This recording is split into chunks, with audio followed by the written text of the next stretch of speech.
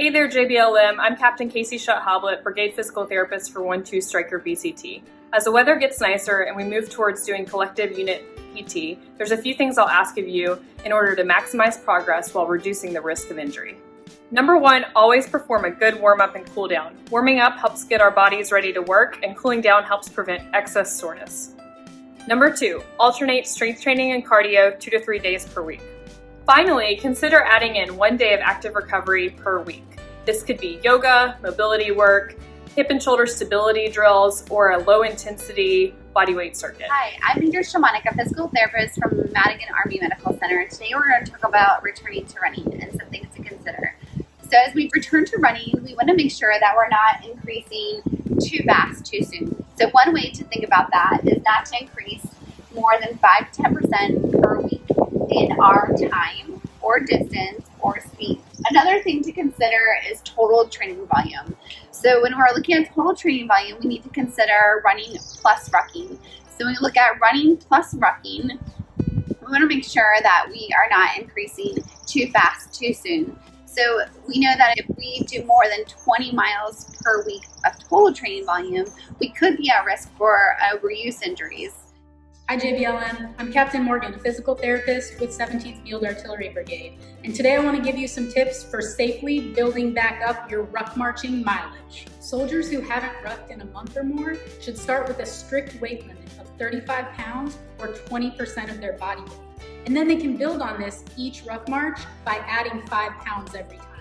A distance of 2 to 4 miles on level terrain is a safe starting point for pretty much anyone. And just like with running, when we start to increase our mileage, we only want to change one factor at a time. Following these guidelines and rucking only every week or two will really help decrease the risk of injury as we're building our mileage back up. So let's get to it.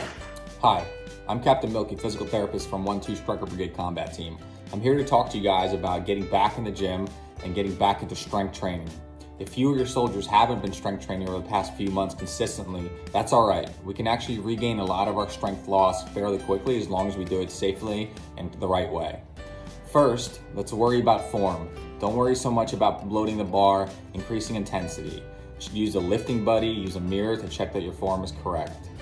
Choose a weight, rep, and set scheme that feels easy and work from there.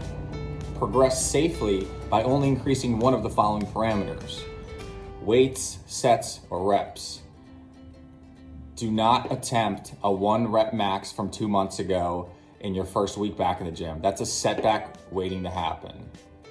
Another tip is that HIIT style workouts where the goal is to increase heart rate and maintain it at a high level the whole time, or smoke the participants, is not an effective way to build strength.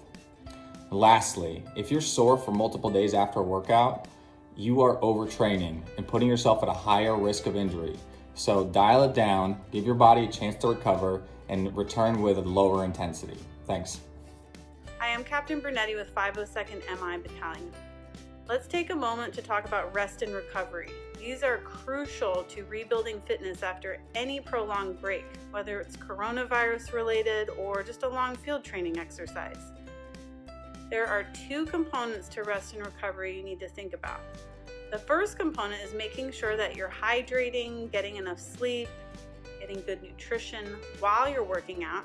And the second component is making sure that you are programming some sort of deload week or active recovery into your normal workout schedule. Around JBLM, there's a lot of outdoor activities. So you could go kayaking, go for a hike, yoga. These are all examples of active recovery workout you can do that will allow your body to heal and recover and make better gains than if you didn't allow yourself that time to rest. You can also do something as simple as reducing the amount of weight or repetitions that are in your normal workout plan.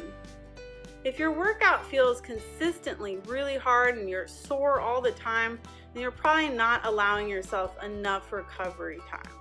Prolonged soreness is a sign of overtraining, and it's going to be harder to make progress.